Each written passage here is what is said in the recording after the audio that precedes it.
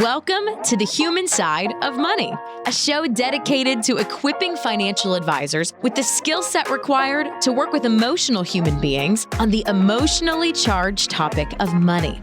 You'll get practical tips and insights on applying behavioral finance into your practice from conversations with fellow advisors, industry consultants, and experts in the fields of behavior, psychology, communication, and more. Each episode is designed to help you enhance client outcomes and forever change the trajectory of your advisory business. Now here's your host, Brendan Frazier. Isaac Presley, welcome to the show. Thanks for having me, Brendan. So there's something we have in common. I want to know if you know about this or not. First of all, did you know that there is an actor named Isaac Presley?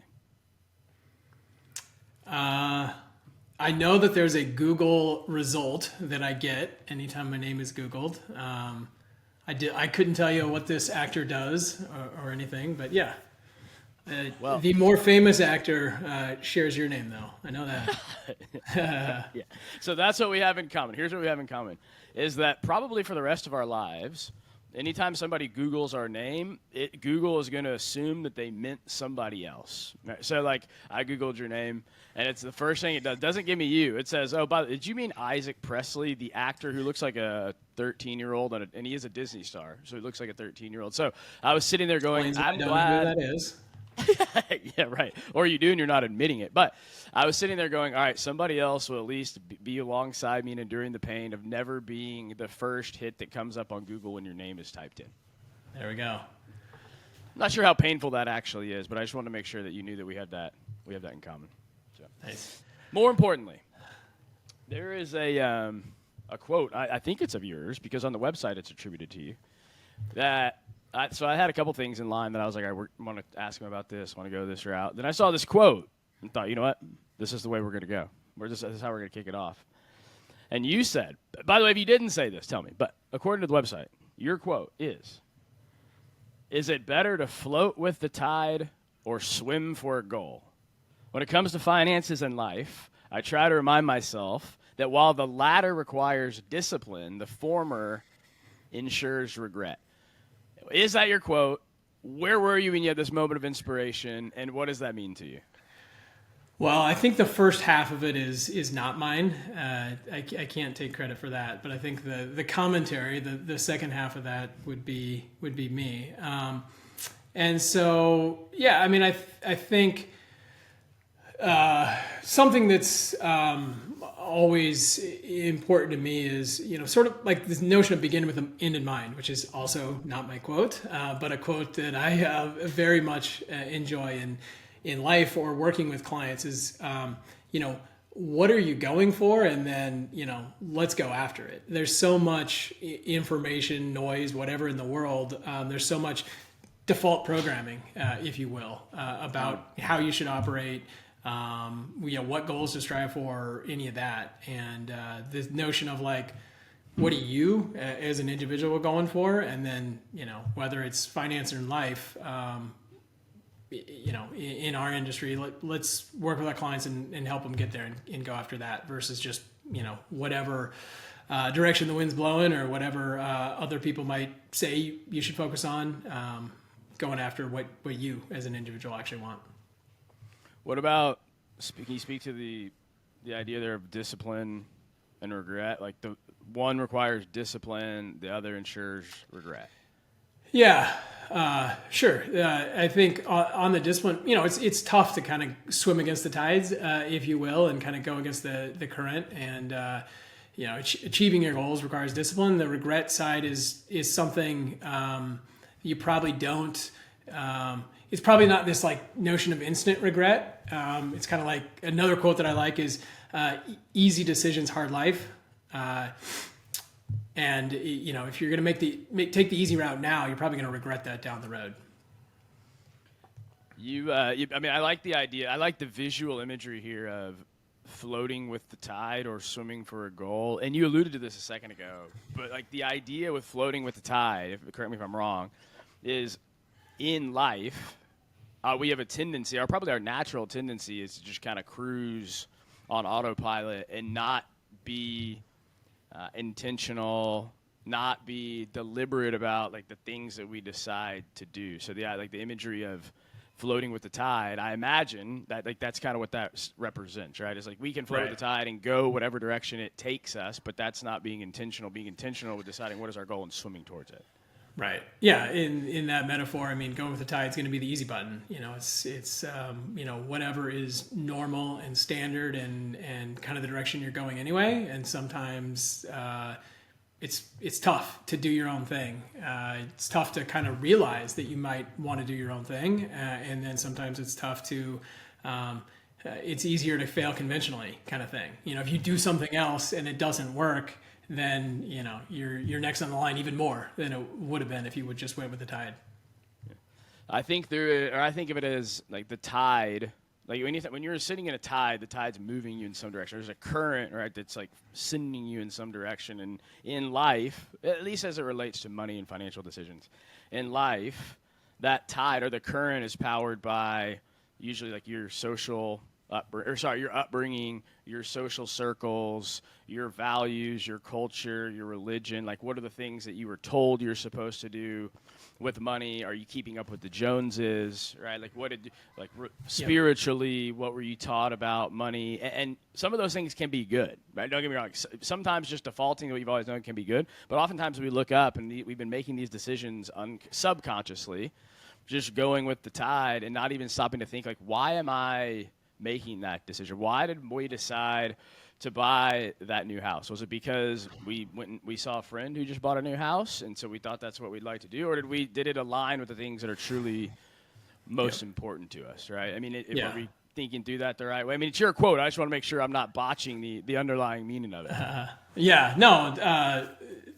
think you're on the right page. I mean, I think one of the things that I've noticed in working with clients and having conversations and things like that is there are, especially we work with a lot of people in the tech industry, a lot of people in the corporate world, and there, you talk about different external pressures. Like a big external pressure for them is just the environment of the company that they work at, right? It's going to have a certain culture. It's going to have a certain pace. It's going to have a certain, you need to be, advancing in your career on this cadence. And that's just kind of like the default. Oftentimes it's hard to get out of that. The one way that I've often noticed people kind of clicking out of that mindset is they've had a serious health scare, whether that's themselves, family, spouse, something like that. That really sort of resets.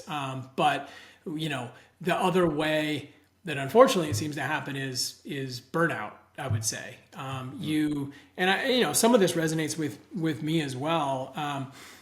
The traditional, I think the traditional sort of like formula for success, if you will, is usually like accomplishment driven or some type of, experience or maybe call it like acquisition of something, right? So it's like on the accomplishment side, like, so many people that we work with as advisors are going to be accomplished, successful people. And so it's, it's pretty straightforward. Set a goal, achieve it, get promoted, more money, more recognition, whatever, right? And I think, burnout can come like, for most people, you set another goal, you achieve it, and that the satisfaction that you get from that goal is like very short. You're on to the next thing, and you're like, well, that didn't make me happy, so what's the next thing? And it can be the same thing on the material side, whether that's like traveling or restaurants or wine or just new car, new house, those kind of things. And again, it's like the same thing of like, I got this, now what? And so there's like maybe this like restlessness or this like, this hasn't been working and now I'm burned out and I want to do something different. And so it's like those two things are like very culturally acceptable. Kind of the pressure, if you mentioned like keeping up with the Joneses, like that is what you see. This person got promoted, I need to get promoted. This person has a bigger house, I need to get a bigger house. This person's traveling to XYZ place, I want to go to XYZ place. Those things are very normal. People are going to say you're successful for getting those things. But it can lead to I don't know, maybe like a feeling of emptiness or what's next, or I'm tired, I'm burned out. There's not that internal, maybe motivation for some to keep on going down that path. Yeah, this brings up a good point lots of good points. But one good point is like the idea of once you accomplish a goal, that satisfaction, that feeling being fleeting of sorts. Like you get there, you get the promotion, you hit a certain benchmark, you run a certain time mile, not me certainly, but like you hit some sort of goal and you think that's where you want to go. That's where you want to be.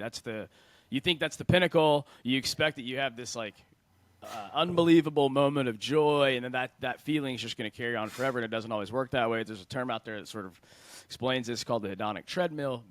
Different conversation for a different time. But as you're sitting there explaining it, I'm thinking to myself, if we're doing goals, some type of goals-based planning work with clients, like that's almost inherently inevitable in the work that we do. Like we're setting goals, saying, hey, and I'm not saying we shouldn't set goals, right? But I'm just wondering, like, do you see that come up? How do you think through that? Do you do anything? Like, what's the alternative if it's not goals-based? And if you don't know or have the answer to that, that's totally fine. This literally just popped into my head, and I'm sitting here thinking, like, that could be an issue when it comes to anything goals-based. And most people happen to do some version of goals-based planning.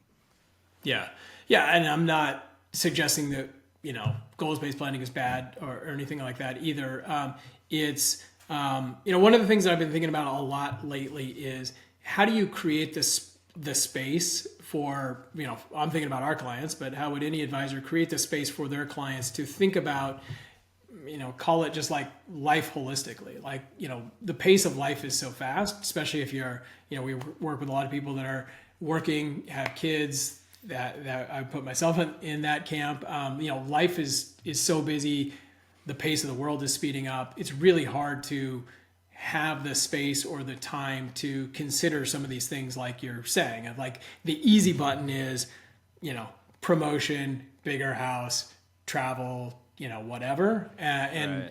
Without sort of like zooming out and like, are those the actual things are those the goals? Are those the best goals for me to be setting right now? Those are the easiest goals. They're probably the most top of mind goals, but those the best goals? And so, just kind of thinking about like, I think there's probably, other pieces of this that are needed. But one of them, I think, is just the space, like having the time, because it's not, my family just got back from a vacation, which was awesome. We, lots of good times together, lots of good memories and things like that. But, one of the things that I did not do was get a whole lot of work done, which was fine. It was great. I wasn't trying to get a whole lot of work done on the vacation, but part of me was thinking, I'll have time to do X, Y, Z when I'm there, but I didn't create that time, right? It wasn't blocked out. It wasn't on the calendar or whatever. And so it's like, it's not going to happen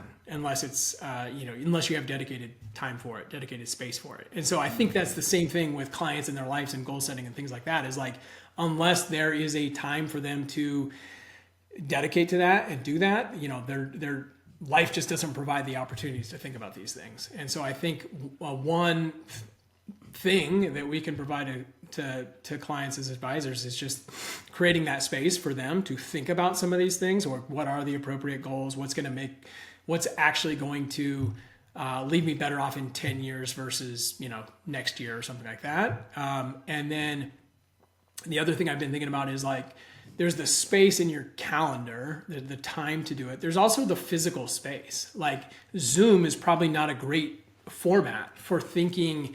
I don't find it a great format for thinking creatively or, outside the box. A traditional office might not be the best environment either. I mean, you're in business mode, and it's, how's the portfolio done and what's my allocation, and show me the net worth chart and things like that, versus thinking about some of these things. So it's like, there's the time space, but there's also like the physical space to have these conversations as well. All right. Well, let's stick with this for a second. First of all, I'm going to use an example that I've probably overused at this point. Anybody that's listening, it's like an avid listener, like Brendan, you've mentioned that probably 100 times by now. But it's the best example I have, and it still works. So maybe I need to come up with another one, but bear with me until I find one. But it's just like whenever, I think I maybe even mentioned it last episode. It's just like whenever I ask my son, our oldest son, 6 years old, what do you want for dinner? Right? Like we're sitting there like, all right, we got to figure out some dinner. What do you want? Every single time, without fail, his answer is a burger. He's like, I want a cheeseburger. And it's like, I mean, it's so automatic at this point. He's just on autopilot. He's sitting there. He's floating with the tide. You ask, what do you want for dinner? Boom, cheeseburger. Like, I can predict it every single time. At this point, it's just funny. And so then he'll say it, and I'll think back to, like, how it applies to financial planning. And next thing you know, I'm not present anymore. But that's a personal issue of mine, right? But I think it's the same thing. Like, here's how I see it play out. Or here's another way it plays out. You're in a conversation, you go and you meet somebody, or you run into them at an event or a function, or you see them out somewhere and they ask you, just because it's by default, they're like, hey, how's it going? You just automatically respond, good.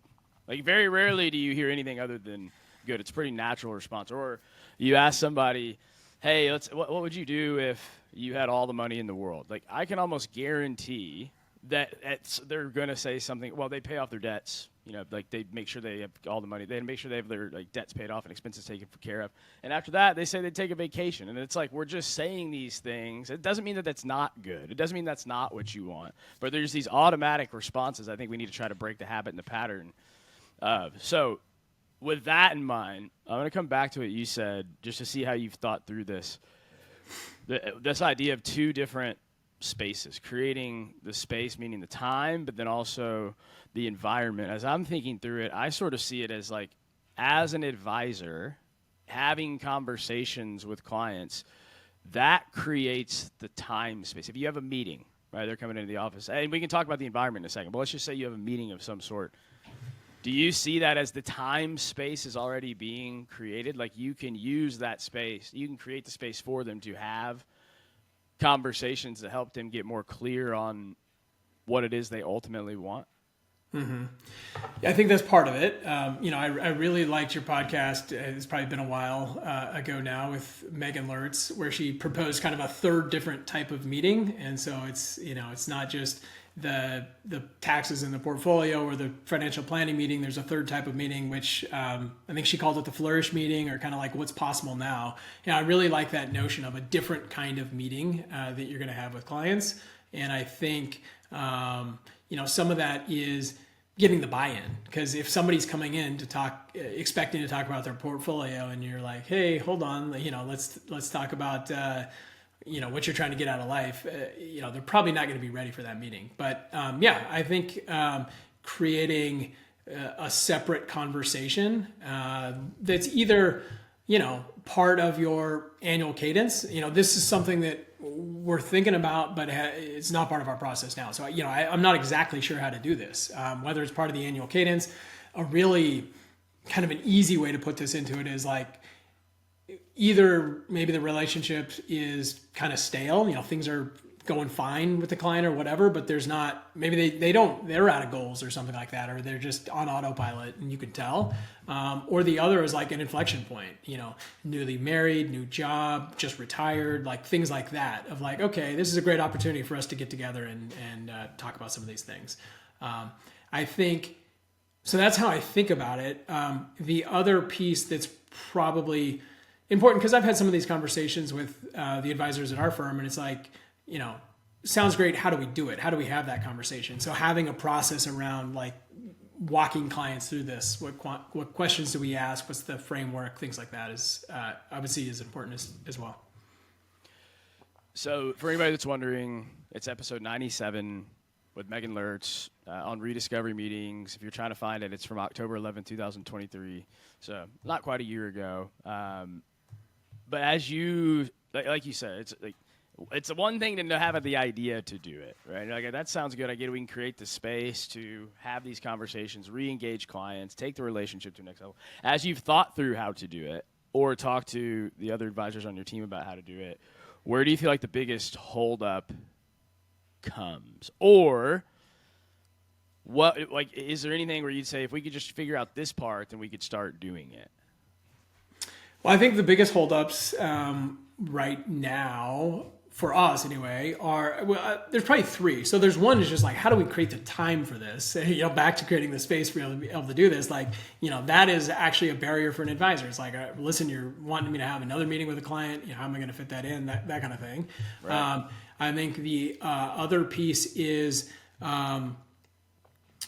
just literally, what are we going to talk about? How do I structure that meeting? How do they get the buy-in? What are the questions? What's my process for taking people through this? And then I think the third part is, and that we're thinking about is, how does this fit into our overall kind of service model for our clients? How does it fit into the value proposition? Do people actually even want this? That's one thing that I've been having conversations with clients about is how do they go about doing some of these things already when they're making a major life decision, switching jobs, say, or the non-financial side of retirement, or something like that. Like how do they have the conversations with their spouse or other people that they're trying to reach a decision with? What does it look like today? And is this a gap that we actually can provide value as advisors? What do they say? If you're having these conversations asking that, has there been like a general theme? Well, I think, a few things. I think the one theme that I have heard from a ton of clients is like, yes, they're busy. That would probably be the primary thing. Some of the things that I heard is like, my work-life balance is terrible.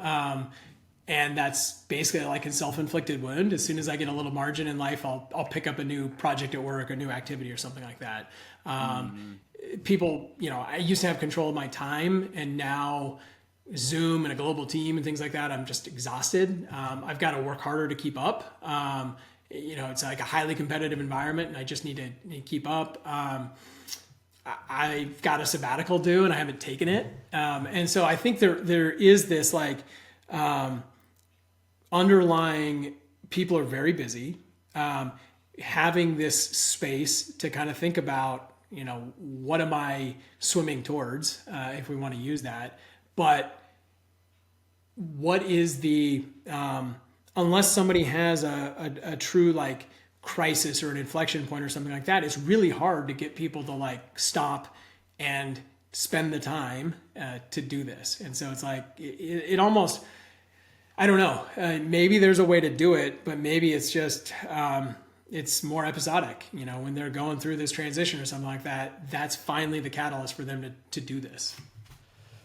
So time, definite barrier. Basically, like what to do if you actually do it. What would the process look like? How would you tee it up? What would you do when you're actually in the meeting? And then where does it fit in with the overall service model / does anybody even actually want it? And so for all three very normal, common things. So let me ask you this. From the time perspective, maybe it'd be another meeting. Do you currently do annual review meetings with clients? Yeah. The way we structure our calendar with clients is we'll meet in the spring, and we call that like their financial strategy meeting. And so we're doing some of this stuff, right? We'll have success targets and living objectives on what we call a financial blueprint, which is their document. It's kind of their one-page summary of everything that we're trying to do from a financial standpoint for them, right? So it's a good time to revisit those. You said you wanted to buy the vacation home in the next 5 years. Is that still important to you? And where would you prioritize it? And like, it is an opportunity to revisit those.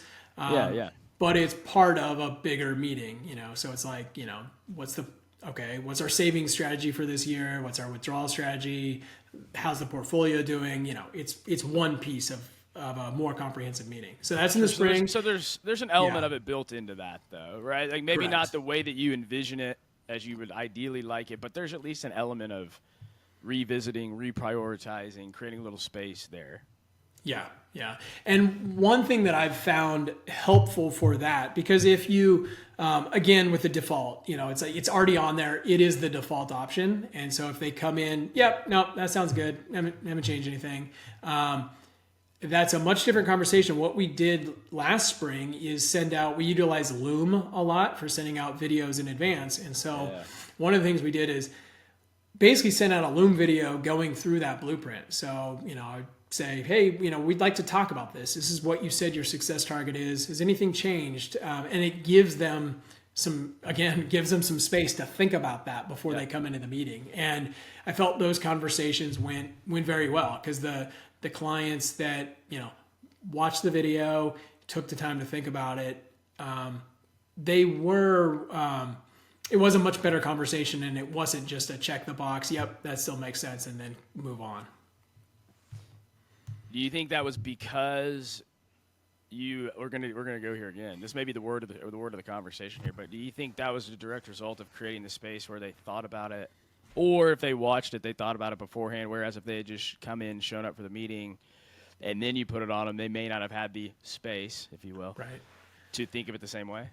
Yeah, I think it's space. I think that's a big part of it. I think the other thing is normal human behavior of if you give somebody a due date or give somebody homework. We're going to talk about this in the next meeting. Hey, Isaac, do you want to come on my podcast on August 1st? I'm going to be ready on August 1st versus if it's just whatever. So I think there's an element to giving somebody a deadline as well, or we're going to talk about this on a certain date that creates that action. But I think a big part of it's space as well. Yeah. So spring's the financial strategy meeting, and then you were about to say is there one in the fall? Yeah, so we do a fall. We do tax planning and benefits planning for both working and retired clients, right? They all need healthcare and things like that. So we'll review the coverages and make sure they're set up there. And so the thought as far as time and when and how to do this is like, all right, if we're already having these two meetings and things we need to do in these two meetings, if we wanted to have a separate meeting entirely for a conversation like this, how would we do? Would we need to implement a third? And then it goes back to the fact it's like, are we going to ask them, or do we want to have a third meeting? Do we want to ask them to have a third meeting? By the way, in my conversations I just had with my clients, they told me how busy they are. And so then I'm like, hey, I know you're busy. Want to meet 3 times a year? Right? And so I guess these are the things that are kind of running through your mind. Yeah. Right. And advisors are busy too, right? So that's the other side of it. So trying to figure that out. If anybody has it figured out, I'd be happy to hear from you. But try to, is it a third meeting? Is it every 3 years kind of thing? Is it a meeting that's not done by the advisor? I mean, I know of certain practices that have sort of like a life coach, a life strategist or something like that. And that, obviously that conversation is a very natural conversation for them. So is this like a different service provided by a different person that then the inputs from that inform the financial strategy, right? So you have this kind of like life planning piece that the inputs then fall into the financial strategy. So still trying to figure that stuff out. But, again, trying to approach this with like a purposeful and intentional perspective. It's like, it seems like a very critical piece to the work we do in financial planning. It's just trying to figure out how it fits in. Now, have you actually looked into before in any way, in any depth, like having a third party, we'll call it, life coach, do those conversations and then input into the financial planning? Have you looked into that at all? I would not say I've looked into it with any depth at this point. But it's a thought that you've had. Yeah. And the reason I ask is because I know there's a few. I've had some people reach out before, and that's sort of like their proposition, or their value prop of their business model is like, hey, for advisors that don't want to do this, here's what we can do. So if you had, I was going to ask you about it, but we maybe that'll be I'll have somebody else on. We can talk through that. So the other thing you said, a lot of good things like in those 3 reasons, but I kind of want to spend a second on this. Do they even want it? Thing. Right. Have you ever had any indication, gotten any vibes of, I don't think, from anybody that makes you go, I don't think they actually want this, or is it something just like a hesitation that crops up in your mind? Yeah. So the way I think about it is, I think this is like a classic like sales framing, right? You should be selling aspirin, not vitamins. And this feels a bit like a vitamin, right? Of like, everybody knows they're going to be better off by, creating the space and getting on the same page with their spouse to think about, what do we want out of life? And then how do we align our resources with that? But if things are fine, there's not a lot of urgency to take the vitamins, right? If they have an urgent tax issue, or I don't know, their concentrated stock positions got down by a bunch, like there's a real incentive to take action now versus doing some of this bigger picture, longer term stuff maybe. So I think that's kind of where where the concern falls in is like, this is maybe more of a vitamin than an aspirin. I will say the folks that I've done, some version of this, and I would say my wife and I have a version of this that we do for our family. So we use EOS, which, a lot of people have probably heard of. For the business, we've created like sort of the family EOS version of how do we set family values, big picture goals, and break it down to 3-year goals, 1-year goals. What are we going to do this quarter? And my wife loves the process. Like it is great for us. And so it's one of those things that's like, probably doesn't sound exciting to do, but ends up, being very powerful after the fact. I mean, we were talking about writing a little bit before we pressed record, and it's like kind of the same thing of like, most people don't like the process of writing, but they love having written. And I think this is a little bit the same. We've done a version of that for clients recently who were like newly married and, had some goals, but hadn't really maybe spent a lot of time talking about their goals together. What are their combined goals now? And so took them through this process. And it is a lengthy process. I mean, it probably took us 2.5 meetings to kind of get through this with them. And, they very much appreciated it. And it kind of like unlocked some things that they were able to take action on. Literally convert these to, financial goals of like, we want to have a trip where we bring both of our families together because they don't really know each other very well. So it can get very tangible, but it does take time. Are you saying that you had a couple clients that you took through the family EOS process? I mean, that makes it sound more formalized than it is. It's kind of like... it sounds cool. That's why I'm asking. DIY process that's based on some of the EOS, vision and values and breaking, the 10-year down to the 3-year down to the 1 year. Right. But yeah, that's essentially what we've done. Okay. Why were they longtime clients or new clients? No, fairly new. Within 3 years, I would say. And then why these clients and what prompted that conversation? Yeah. So again, good question. I think this is like back to that inflection point thing. So this was a situation where the husband had became a client. They got married after he had become a client, and I was having a conversation. It was like, things are fine. You guys have done a lot to help us out. We really appreciate it. But I wonder if if we're on autopilot now. Like, we got the financial strategy, we're good. And I don't exactly remember what the flip was there, but it was like, cool, it was basically like, cool, let's talk about it. Let's figure out what you're looking for, what we provide. Is there a match? But, oh, by the way, there's some of these things that you said you wanted to do that aren't getting done. Would you be willing to have a deeper conversation about that? Here's what that looks like. Are you up for it? Because there was some indication of like, there's more that we want to do that we're not doing. And so it's like, cool, if you're up for it, let's do this. And so that's where it turned into like, basically it was just like, here's what my wife and I do. If it's helpful for you, I'm happy to walk you through it. And they're like, yeah, we're up for it. And so that's kind of where it started. So it sounds like that you mentioned the word inflection point again. And the inflection point for them was sort of like, how did they say it? We don't know if we're doing the things we want to be doing. Is that?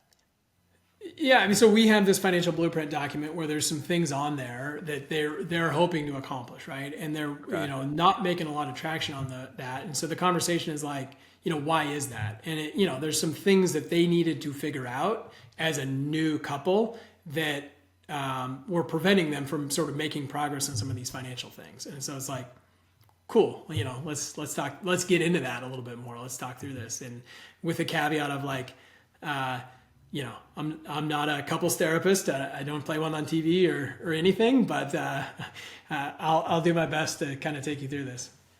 But I have this idea called the family EOS that my wife loves, and therefore, all right. So back to this idea. Okay, so the inflection point or the pain they were experiencing, or I guess this vitamin and painkiller thing. It's almost like because they were saying that we're not doing the things that we want to do because we're not making the progress that we want to make. At that point, you saw this. I'm just going to keep calling it the family EOS process, by the way, just because at this point, that's like, I think what we're, just to make us familiarize it. Sure. So it was almost like you saw it at that point as a painkiller instead of a vitamin. And so you thought, hey, I feel more motivated, or I don't know if motivated is the right word, but you're more willing to introduce it because you're like, I think this could cure the problem that you have. Does that right. hit? Does that resonate? No, okay. I think that's right. And I think on from their perspective is like, there is a real pain point. So they're willing to carve out time, right? These are busy working professionals. They don't just have time for 3 extra meetings or something like that. Like, it addresses a real problem that they're trying to solve as well. Yeah. Okay. That makes sense. Now, if we I'm tempted. I'm trying to figure out how to navigate through this. If you were to describe like high level, like the family EOS process as you conducted it with them, you said it was 2.5 hours. Like, was it just a matter? I know you said, okay, so let's recap. You said you kind of identify your values, come up with a vision, and then create tangible goals 1, 3, and 10 years. Were you just asking them? And maybe we could even look at it and say, what's your wife's name? Rachel. Maybe we could even look at it and say, when you and Rachel do it, how do you go about it? But were you just asking them questions to help bring this stuff to light? And it was sort of like, all right, I'm just going to ask the questions that Rachel and I ask of ourselves. I'm just going to ask them to you. And not that you said that out loud, but is that kind of the approach? Or Good question, Brendan. So I have basically a kind of a loose framework for what we're trying to accomplish. So some of the things are, what are your shared core values as a couple? What are you passionate about? Is there a big goal? If you had a joint tombstone, what would you want it to say on there in terms of you guys accomplished as a couple? Wish list, this is kind of like, maybe you could call it a bucket list or something like that. Like, what are the things that you want to make sure to do? Those are, I would say, some of the bigger picture things. So if you think about, if you're familiar with the EOS process, like the front page of the VTO, the Vision Traction Organizer, is going to list some of these like big picture, who are we, what's our mission, what's our passion, kind of a similar thing on the family front. From there, you start getting a little bit more tangible and breaking it down. So 3-year, what does a 3-year look like? What does a 1-year plan look like? What are any issues, barriers, things that are preventing us from making progress? And then if you really want to get like serious about it, like, what are we going to do this quarter? Who's going to do what? When are we going to do it by? Like, getting very sort of like practical and businessy with it. And so that's sort of the framework. And then to kind of go through that, there's just a couple sort of prompts, right? Of, hey, here's what we mean by values. Each of you, like with the values, what I did is actually provide them a sheet. There's like a value sheet that people have created, which here's a bunch of things, words essentially, that you might identify, resonate with, or whatever, hardworking, trustworthy, reliable, things like that. And so it's like, literally like, here's a sheet, take 5 minutes, take 10 minutes, circle the ones that are, resonate with you. And then, I'll give you 5 minutes of space, and then we'll come back and talk about it when you're done. And it's like, who wants to go first? What were your top 3? And then can we narrow these down? Are we on the same page? And like building a shared list of values. So like for us, my wife and I have done this, like adventure is one of them, right? And so, we want to, as we're making decisions, and I mean, I'll tell you, in the last year, there's been some like decisions that we've made professionally or personally, and like it was actually very helpful to have these family values jotted down. And I'm like, if I mean these things, there's only one decision I can make here, right? If these are actually my values, the decision is actually pretty obvious what I need to do.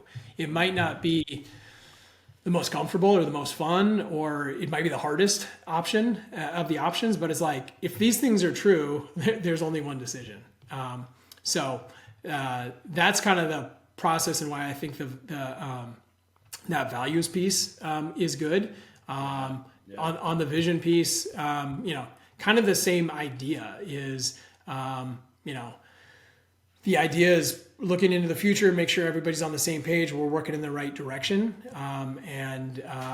You can kind of, basically my process was the same. A couple questions for prompts, take 5 or 10 minutes, and then come back, share. And my role was essentially to facilitate, ask follow-on questions, take notes, captured what they said, tried to kind of condense that. It's going to start with kind of a long list, and then it's like, I'm seeing some themes here. Family's important to you, travel's important to you, whatever people say, right? And then you kind of consolidate it for people. So that's how, essentially how I did it. It's like, though we had our framework for the different sections, and then had some prompts under each one, and just facilitated a meeting. Do the visions get created out of the values? Like, are they visions of the value? In other words, is it like, here's a vision of what adventure would look like for Rachel and me? No, it's not so like one-to-one as that. Okay. And so, ideally you're going to see a through line through this, but like could be sort of like standalone buckets. And so, the big goal is like, what's one thing in the future that we're really excited about? So it's like 7 to 20 years out, like, what do you want? Either what do you want to have accomplished? So it's like, you could get tangible, like have a certain amount of net worth. Maybe it's give a certain amount of money away or something like that. Maybe it's something with your kids that they're independent and well-adjusted and pursuing, a meaningful life or something like that. Maybe it's something with if it's a family business, maybe it's something with the business, something like that. But like in the EOS business framework, it's like or you can think about it as your BHAG. What is your family BHAG? And that would be that section. Wish list is kind of like the next one. And this I think is probably a little bit more obvious. This is like bucket list. It's like, what do you want to do? What do you want to experience before you pass? And so just a specific example here from our process is going through this together. My wife and I identified we wanted each to take a parent, each of our parents separately on a trip that they otherwise wouldn't take themselves on, and their spouse probably wouldn't want to go on. And so like that came out of our bucket list exercise of like one-to-one trip with a parent, do something that they've always wanted to do, but probably never get a chance to do. And like that was a wish list item for an example.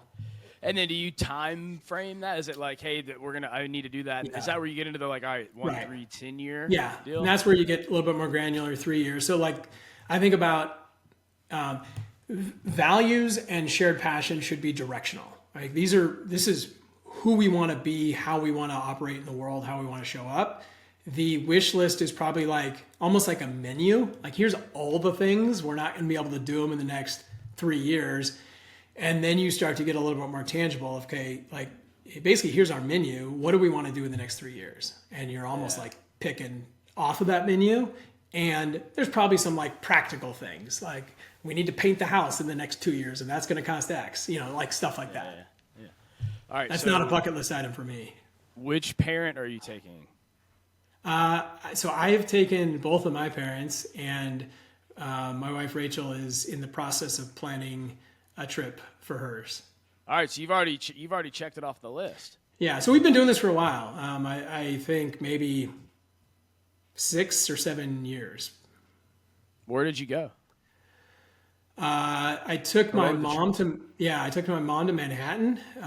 She always wanted to go to Manhattan, and that's the last place my dad would ever want to go. So took her there, and then did a Alaskan salmon fishing trip with my dad. That's awesome. You know what you did? You did not float with the tide. You swam for a goal, and you got there. Thankfully, in the Pacific Ocean off of Alaska, I did not have to swim. I stayed in the boat. That was also a very important part of that trip. Yeah. Okay, so as I think through this is what I keep coming back to. So I'm just going to ask this now. You had this conversation. I keep in my mind. I keep going, is there a better way to ask this question? But I'm just going to ask it as it keeps coming to my mind, and that is, how did it go? Well, from my perspective and from their perspective, like the feedback that I got was, so it was helpful. got us to think through a lot of things, got us to take action on a few things.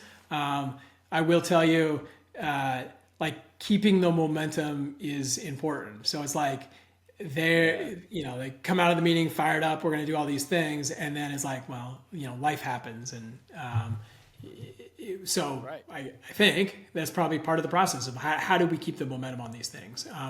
I think our process is like set up to do some of that, right? We've got the financial blueprint. Now we've got like even more formed goals that can go on there. And so we can check in with them on the spring, but how do we keep the momentum going even more than that?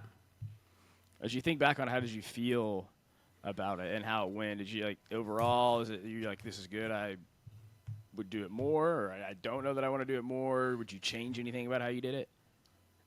Yeah, no, I enjoyed doing it. I mean, they're fun conversations for me to have, and I don't know, seeing people be intentional about what they're doing in life is exciting to me. So I enjoyed it. I think there's like practical considerations of like, how much time do they have? How much time do we have? What's the right structure? Is this better done in a group setting where you kind of lead people through this, but now break out and do it on your own kind of thing? Like there's practical things to figure out. I like that idea of doing it in a group setting. Hadn't thought about that, but that could be cool. Yeah, potentially. Like obviously most people probably aren't going to want to get up in front of a group and, here's my values or something like that. But if you have the proper break context and then break out, maybe that could work. Yeah, even if you didn't have people volunteer, like you could still essentially, you'd just be facilitating the exercise or the conversation for a group. And then instead of one person going away and thinking through their answers like you had with that couple, it'd be like they all go away and think through their answers. And then if they want to share, they can share, but they don't have to. They can still go through it for themselves, right? That'd be, all right, so if you end up doing that, immediately let me know. You're coming back on. We're going to talk about, how that went. So here's a thought. You said one of the things was, yes, practically, time, that's a thing. The other thing you said is you need to figure out what you do, what to do, maybe what questions to ask, how to go about it. I think you just answered that question. You now know what to do. It's just a matter of figuring out how to actually pull it off. And then the last thing I keep coming back to is and I don't know the answer to this, I just keep thinking through it. If it is a vitamin, I can't think of the last time somebody kind of made me take a vitamin, if you will, and metaphorically, that I was upset about it. I guess I'm wondering what's the downside of giving somebody a vitamin, especially a client. I think the painkiller thing makes even more sense from a prospecting standpoint. What would happen if you gave them the vitamin? Or is there a fear of what if it doesn't go well, or what else? Yeah, I think you're probably right. There's probably little downside. That wasn't my point in asking that question, by the way. I was curious. I wonder. Yeah. And I don't know how many minutes we've been going, but you had to go to a place where I said, "You're right, Brendan." We were driving towards that. So you got there. Yeah. Good job. That was my only goal in this entire conversation. All right. So in that example, you created this space, the time space, for that couple to have a conversation about how to be intentional with their life, but also their money. That's cool. You also mentioned the other dimension of space, or the other thing when it comes to space, is the environment. Now, you kind of threw it out there a little bit, Zoom, is Zoom good? Maybe not. The office, maybe it's not. Have you thought through any deeper the limitations of those two and what an alternative could look like? Yeah. So I feel like I'm just spouting off a bunch of half-baked ideas or plans or things like that, and this is so I'll continue. I think this is the even less thought through and processed out. But I know for myself personally, if I'm trying to get some clarity, big picture on things, I'm not going to pull up Zoom. I'm not even probably going to go into the office or something like that. I'm going to get out of my normal environment. There's a certain thought pattern that you have when you're in your normal space. I think it's maybe why people go to coffee shops to work or something like that. It changes things up. I go to the coffee shop to write, and that's what I do at the coffee shop. I I do meetings in the office. Having that change just of your mindset, I think, is one. And I think eliminating distractions could be one as well. So like, I think everybody, it's like why you have your best ideas in the shower or driving or something like that. Like you of turned off the other side of your brain, and now you're free to do whatever. So it's like, getting out in nature, hiking, walking, whatever is like a great place for me to think. And so it's like, I don't know. I think there's something there to getting people out of their default environments if you're trying to help them think in a way that's out of their default mode of thinking.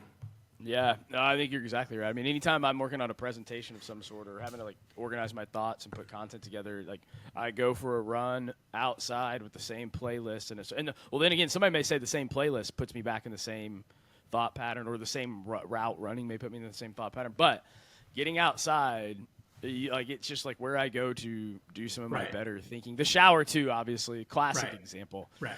Yeah. But I mean, to your point, even though it's like you've got this routine, it's a routine for a specific thing. So if you think about what the work we do for clients, if like most of our portfolio meetings are on Zoom, or most of our planning meetings are in the office, if you're doing it's a new meeting but in the same spot, there's probably going to be some of that default clicking into, I'm thinking about this now, versus like, say you have a new spot to do just these other kind of visioning type meetings. Even if you did them every time in that same spot, well, this is the spot that I go to for that kind of thinking. I think there's a difference. One thing that Megan and I talked about in episode 97, at least I think anyways, is if you're going to do if you're going to have a meeting with somebody that's been a long time client and they're in this rhythm of spring financial strategy meeting, fall tax and benefits, spring financial planning, fall tax and benefits, and they're generally they're in at the same time of year, the same flow, they're in the same location, like if that's the rhythm, you have to do something to disrupt the flow and disrupt the rhythm. Otherwise, you're going to try to have these conversations, and they'll probably still go fairly well. I don't doubt that. But you want to make them the best meetings they could possibly be, you have to mix out. You have to disrupt the pattern, disrupt the flow, change the way that their mind's thinking, and get them going in a different route. Now, having a meeting in a different location may not be an option for a lot of people, right? So, like, you have a client, great client, they live – and I know you have clients around the country. So you have a client that's 3,000 miles away. It's like Zoom's probably our only realistic option. Or you have a client that's like, hey, I want to come into the office. That's just like it's better for me that way. If you have another location, great. If not, you still need to do something to disrupt the flow prior, right? Like sending out a couple different emails to let them know this is going to be a different conversation, sending a Loom video like you did and saying, hey, here's what we normally would do, or surprise, this isn't going to be the same video you're used to. Here are 3 things I want you to think about, we're going to talk about when you come in, right? And I think your idea is even better, like changing the location to get your mind going a different way. But if you can't do that, there are still things you can do to disrupt the flow, to like create a new rhythm, to try to have a better conversation. Yeah. So, sure. All right, we've spent quite a bit of time on that. I, in a way, called you out. You graciously accepted it, so I appreciate that. Another thing that I wrote down that I liked, another thing you said that I like is you said a good advisor helps you build wealth. A great advisor empowers you to use it. What was the inspiration behind this? Like when you were sitting there typing it out, where did this come from? What were you feeling? And does it mean what it sounds like it means? I think it means what it sounds like it means. And I would say the inspiration was a book that I think a lot of advisors have read, and I think it's like kind of popular right now, is Die with Zero by Bill Perkins. And we work with a lot of people that are still working and accumulating, but also a lot of people that are now retired and have probably more money than they're going to spend over the course of their life. And I think as probably every advisor knows that works with clients, the skills to build wealth are not the same skills necessary to be comfortable spending that wealth. Flipping that switch from saving and accumulating to now spending the money is a hard switch to flip for a lot of people. And so, I remember our last round of meetings and like just looking at, clients' performance chart, and it's just like going up, and the net worth is going up, and they're in retirement. It's like, from a financial standpoint, this is a good thing. But I want you to consider, if you die with, this amount of money, or if your net worth is still going up when you die, is that what you want? Is that success for you? And so that, that was kind of the things that I was thinking about at the time. And just, what are some of the things that we can do to help people get comfortable starting to spend down that money and do the things that they're wanting to do, not put it off and I'll do it later, but actually using the money that they work so hard to save and to build, and using it now to do some of the things they want to do. And are you thinking, when you say that, in terms of both somebody that may be retired but also somebody that's still working? Like, do you see it both ways? Are you thinking, like, anecdotally or your experience, you've mainly seen it from somebody that needs to switch from saving to spending once they get to retirement? Or I mean, I think it's both. I mean, if you really read that Die with Zero book, I mean, he's really, I don't agree with everything in there from like a technical perspective, but just that framing of like, meaning you don't provide all of your clients, or you don't give all your clients an annuity in the portfolio. Is that is part of it? Yes. But the whole framing around like, you're probably oversaving, you probably couldn't be enjoying your life now. And the framing around your health and things like that, of like, that's a factor that not a lot of people consider, is like, yeah, you might be able to afford to do the thing when you're 70, but you're not going to be able to physically do it. So you should do it now when you're 40, that kind of thing. Yeah. For me, you call it, no, go ahead. I'm sorry, go ahead. I was going to say for me and for us with young kids, it's like, what are the things that we can only do now with them, like while they're kids, right? They're not going to, be kids forever. And what are the things that we can do now with them? That's sort of a powerful, you just start adding 5 years or 10 years to your kid's age, and it really, for me, it's like a powerful motivator to do some of these things now. Yeah, I think you referred to it in one of your newsletters as, you kind of think of it as someday thinking, right? Is that how you call it? Is that what you describe it as? Yeah, I think, in terms of like why people don't do some of these things, I think that's one of the barriers of like, I'll do it someday. And that kind of, that's back to like the kid's age, is like, well, we'll do this whenever. And it's like, well, now if you start to do the math, our eldest is 13. If I add 5 to that, he's going to be 18. There's probably some things that we start to lose the ability to do when they're that age. And so it's like, it's really easy to say, I'll do it later. But if you start to think about some of these things, either from your age, your kids' age, your health, things like that, you actually do start to get this like deadline to it. And it can create some of this urgency of like, no, I actually need to do that thing sooner than I thought. So I'm going to ask you a hard question. And I know it's a hard question because I struggle with it and I get asked it a lot. I hear advisors who want to know the answer to it a lot. And so there's no perfect answer. By the way, what a terrible way to start a question. I'm going to ask you a hard question, Buck. Have you found anything, learned anything, tried anything to help overcome this, we'll call it underspending problem? Right. There's 2 things that come top of mind. One is I've been talking to clients about basically like running experiments. And so it's like, you can afford to do whatever, say they can afford to do whatever they want to do, spend $100,000 on XYZ, a trip or something like that. And they're like, there's no way I'm not going to do it. Or they could afford to have 2 homes. They really want to spend more time in Arizona because it's sunny versus Oregon in the winter where it's rainy, right? And they could totally afford to do that, but they're not going to do it. It's too big of a bullet to fire.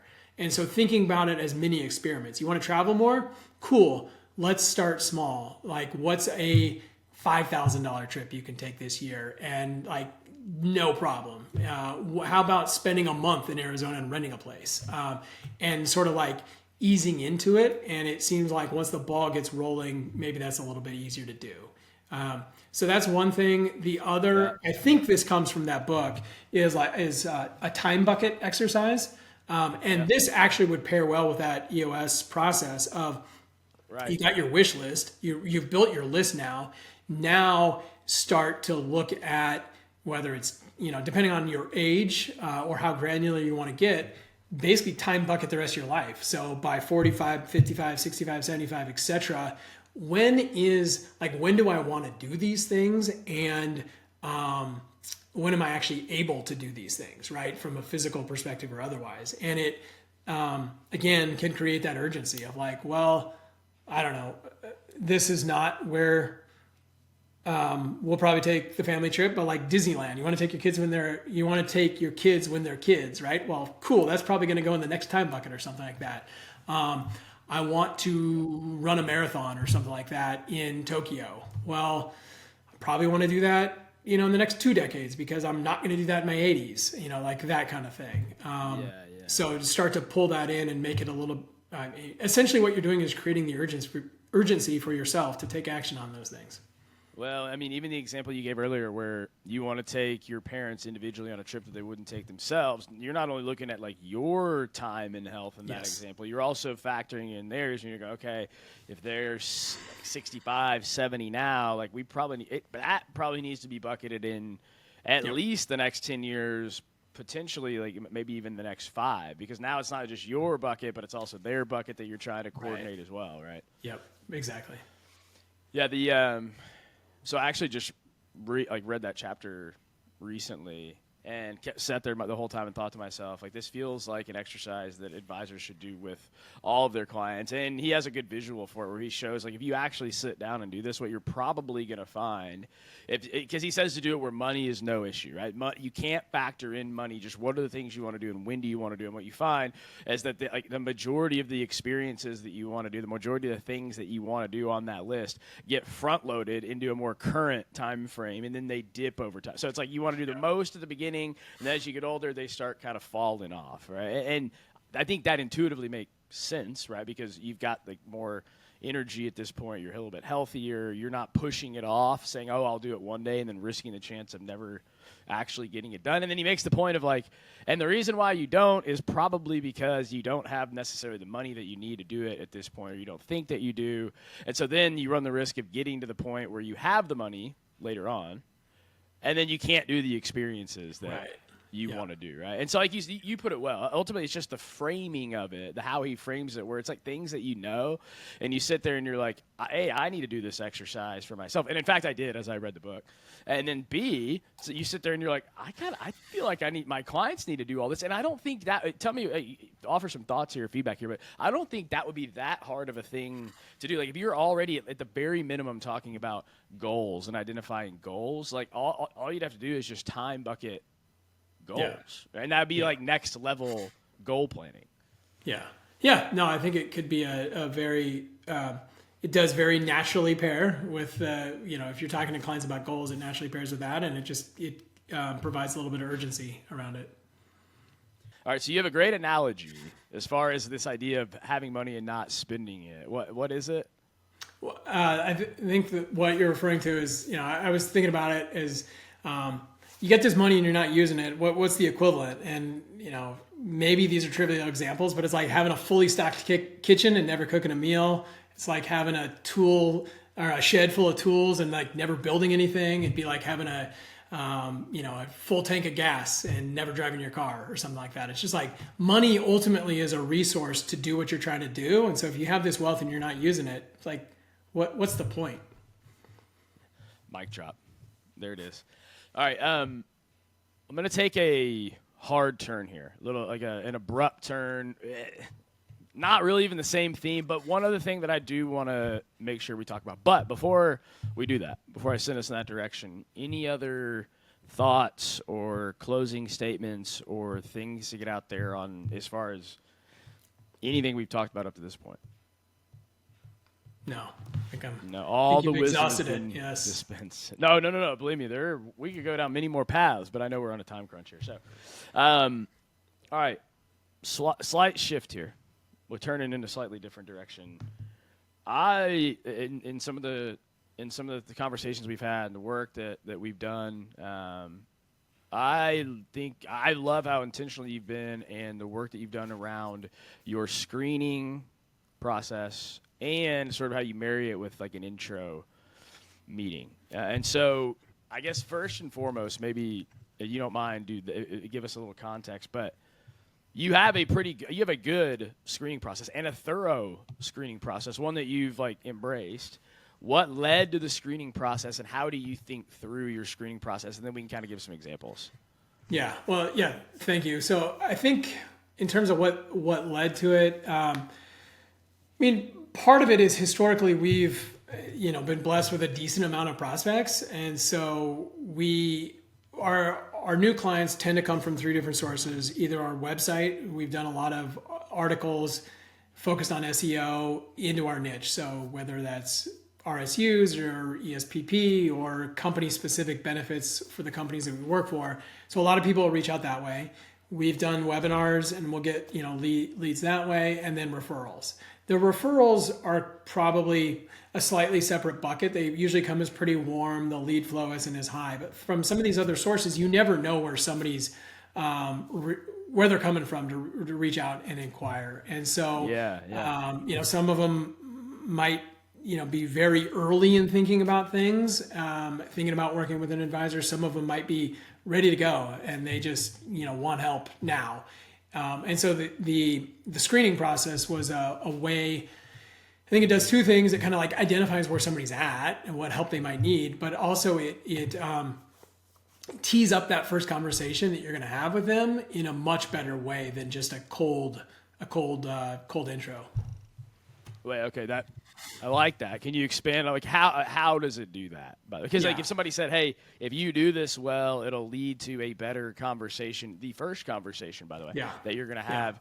Wait, hang on. Actually, before we do that, let's bookmark that because that's what we need to come back to. For context, though, I'll just explain it. If you want to add on, that's fine. But for anybody, I think this is an important note. For those non-referral sources that come to the website, there's also the first action that they take is a free assessment, right? And so you offer to go through a process to give them a free assessment. So that's what's getting them to this point where you're going, all right, let's start screening. Yeah. And then you said from there, so add any context there if you want to. And then if you do the screening well, if you've done it right, it leads to better conversations. Right. So let me just give you a little high-level context for our overall process, and then I can go back to the better conversations piece. We offer a free assessment. Basically, that's our deliverable as part of the sales process. If somebody reaches out, we'll have a little bit of screening. Then they'll go into an intro call where that's 20-minute call. Just get a little bit more information about them, what they're looking for. Are we a fit? From there, it's going to go to an advisor to do a discovery meeting, where again, going deeper, them, what they care about, and starting to get in some of the finance part of things. We've collected some documents at that point, and then all that leading up to the assessment, which is essentially, here's what we heard you wanted to do. Here's where you are today. Here's the things that we would recommend you do, how we help you do these things. And from there, it's like, you should have enough information. You should know us well enough that you're feel fully confident in making a decision. So it's like, how do we get them enough information? We're in an intangible business. How do we make it a little bit more tangible for them so they can understand what it's like to work with us and what are we going to be doing for them? And then by the end of that process, the ideal is they have the information they need to make a decision. Yeah. In effect, they're test driving the experience along the way and getting to see what's it like to work with them. What can they help us do? Right. Yeah. Yeah, in terms of having better conversations or how the screening plays into that. I mean, I think honestly, like one of the best questions is just what prompted you to reach out. I always say like nobody wakes up in the morning and says, "Hey, I'm going to talk to a financial advisor today." Like today's the day. It's like there's probably something going on that they're trying to figure out. So that's a really good like initial. We use Calendly, and that's just like a open text box question. They can put whatever they want in there. And then we have a few questions that are more multiple choice, basically. And it's just learning a little bit. I would say these are twofold. It's just learning a little bit about how they make decisions and where they're at today so that we can have a conversation around that in the intro, and then giving them, the information that they need about how we work with clients and how we charge clients, so that they understand, what they're getting into, that there's no sort of surprise about what we do, how we charge for it, things like that. If somebody's looking for a one-time plan, we don't do that. And maybe they don't want to waste their time here, for example. So give you just a quick overview. We ask a question about how they make financial decisions. Like, do they research it on their own, or like they don't even know where to start? We let them know that if they go through this process, we're gonna ask for some documents, and how confident are they in being able to get those documents? Do they not even know where they are and want some help, or no, they're pretty organized and on it? We let them know we're in the long-term relationship business, and get a sense of where they are. Are they looking for that long-term financial thought partner, or no, they just kind of want a one-off thing? And then we let them know how we charge. We charge based on the assets we manage, and we let them know that up front. And basically their options are, yes, that's what I'm looking for. No, that's not what I'm looking for. Or like, maybe I just want to learn more about that. But at least it gives them the information up front about what we do and what kind of clients we're looking for and how we charge. By the way, does anybody ever say, I'm looking at it over here. Does anybody ever say, I'm sure you're good at long-term relationships, but this is the option, by the way. I'm sure you're great at long-term relationships, but I just want the assessment. In other words, like, I just want to do it on my own. Does that if they get through and schedule the meeting, does that happen often? It does. I mean, I wouldn't say often, but it has happened. What's also interesting is they say, I just want the assessment. And then to the next question, they pick yes. Like, yes, your fees sound good. So it's like, there's a conflict there. Like, that's happened too. And so again, it's just like, it almost doesn't matter what they say. It just is you've put it out there. You now planted the question, and then you can have a conversation next time. So, hey, I noticed you only want the assessment. Tell me more about that. And they're like, sometimes they'll be like, no, I checked the wrong button, or no, actually, now that I understand what you do, no, that's actually what I'm looking for. Something like that. Sometimes, you will get the person who's like, no, I just want the assessment. And then, it's better to know that up front than to get to the end of this process and think you're going to have a client and not. If I'm thinking through it right, based on what you said, though, it's like, and believe me, on this show, we're all about doing everything you can to have better conversations, right? So anything you can do to make that happen, something we should be focused on. Is the idea here that with each one of these questions, you're having better, you're getting an answer from them that you're then able to take to, let's say, guide, or it sort of prompts the conversation. The answers to these questions you're going to explore more in the intro meeting if they end up scheduling it. Is that? Yeah, exactly. It gives you a jumping off spot, and they kind of know the direction things are going. So it gives them, I would say, a little bit of confidence around where this is going, and it gives us a good jumping off spot to have that conversation. Were you nervous at all about putting the fee on there, and whether, like, how that would work as far as like deterring people? The whole thought around, like, hey, I don't know if I want to. So obviously, this is a thought. It's like, hey, I don't know if I want to put my fees on there until I have a chance to demonstrate my value. How did you think through that? And obviously, ultimately, pull the trigger. Yeah. I would say ultimately, or initially, it's a little bit scary. I would say, like, I would equate it to when our website says financial advice for tech employees, like right on the headline. And so it's like, once you get that explicit about who your niche is, it's like, all right, everybody else is just going to go away, right? And so that's a little bit scary too. Same thing on the fee front. I think ultimately, getting comfortable with it.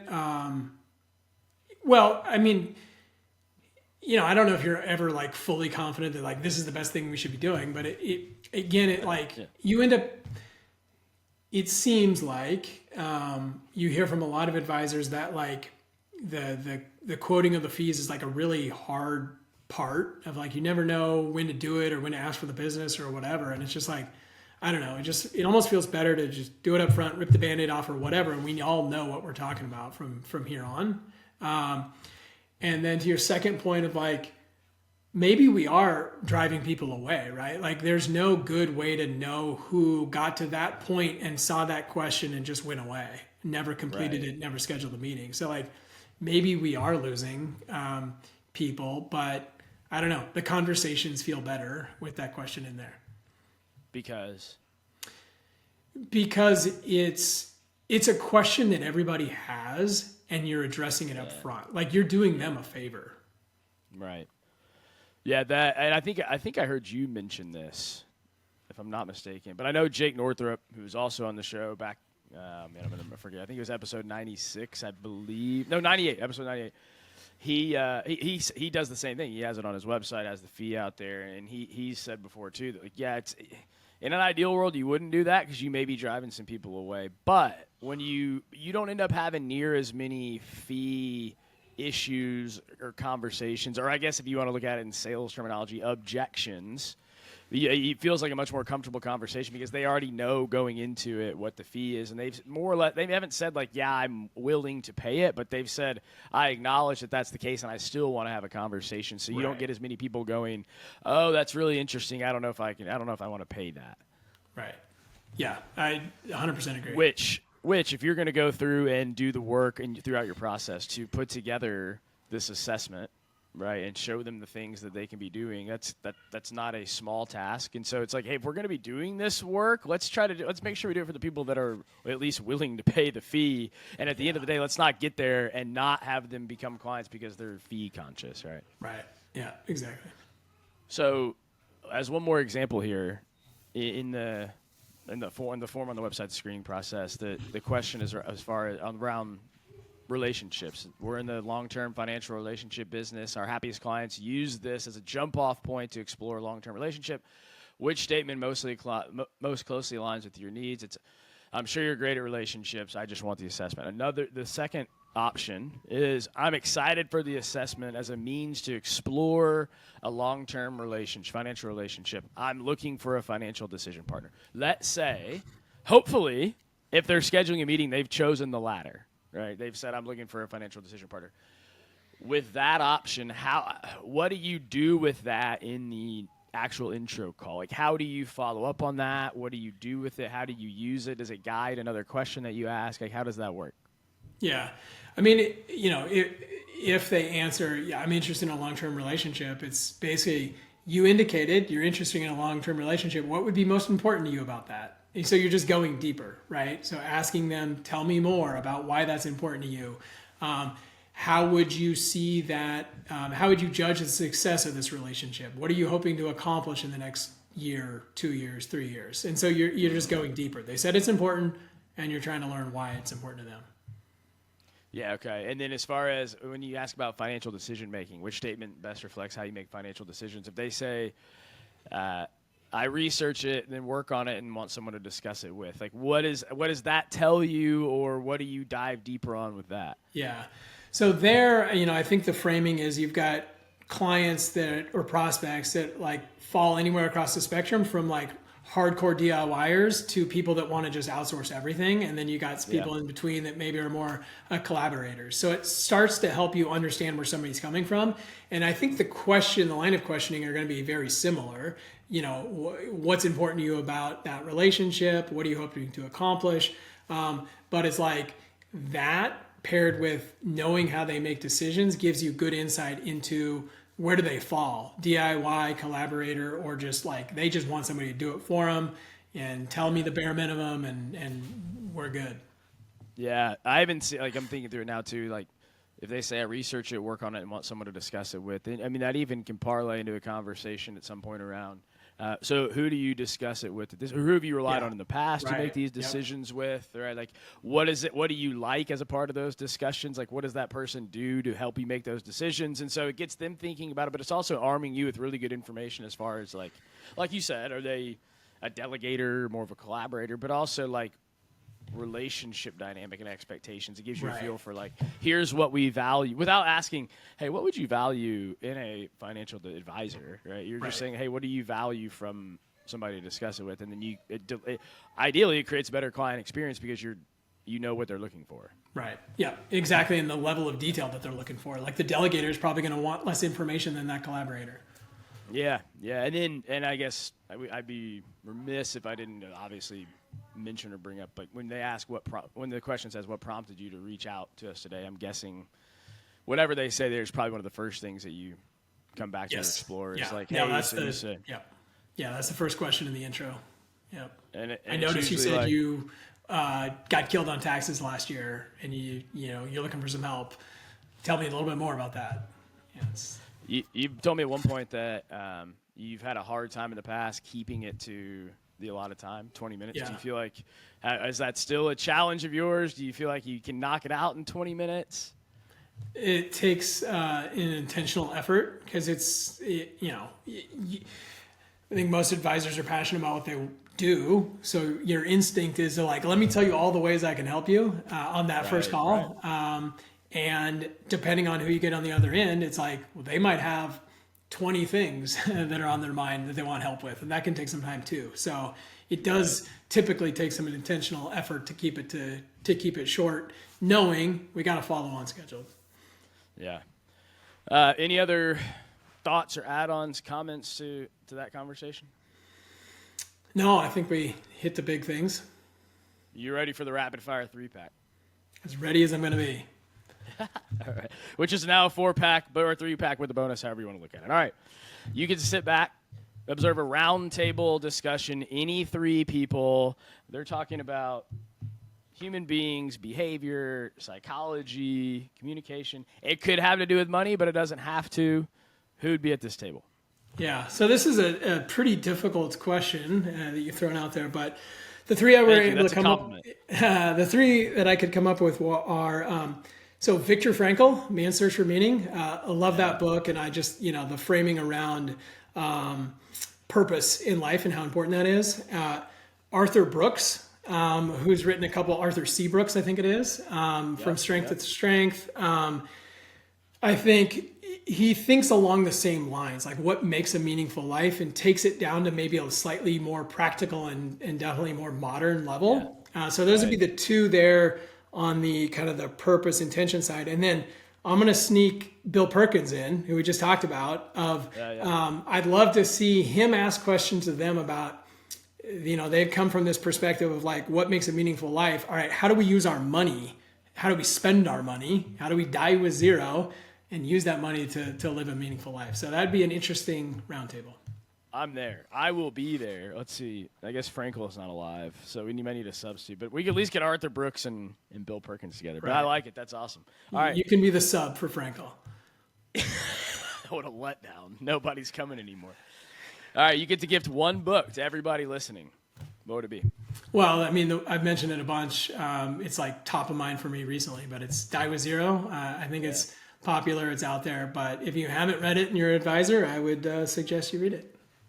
Yeah, I was talking to an advisor the other day who read it, maybe 6 months, a year ago, and he said ever since then he sort of shifted his mindset. And he started thinking to himself, or his approach now is if I'm not helping my clients use their money to live their best life, then I feel like I'm failing them. Yeah. And that's probably fair. That's probably maybe a little bit extreme. That's not necessarily true, right? But it got him to the point where he was I need to help them figure out how to use their money to fund the life that they want to live. I mean, it is a different way of thinking. I mean, I think myself and most people get into the industry, and it's the technical side, and how do we help clients build wealth and accumulate wealth, and what is a smart financial strategy. And this is a different way of thinking, but I think as much or even more valuable to clients.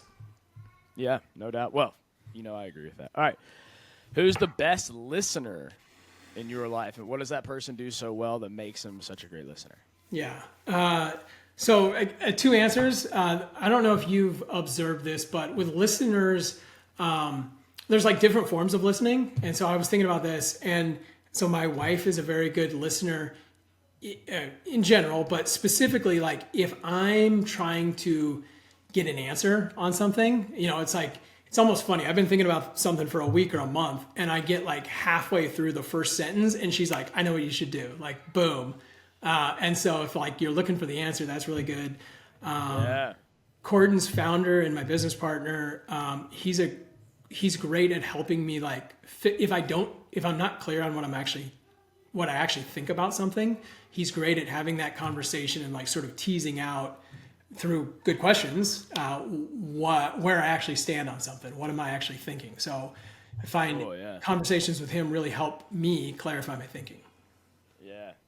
Clarity of thought or thinking partner, certainly a powerful thing. All right. Last one. You get to hang a poster in the office, the room of every advisor around the world. What would it say? Okay. So this one is a quote that I've been thinking about a lot this last year. I think it ties into what you said about your kid eating the hamburger and you're just gone and you're thinking about other things at that point. It's today is not a means to an end.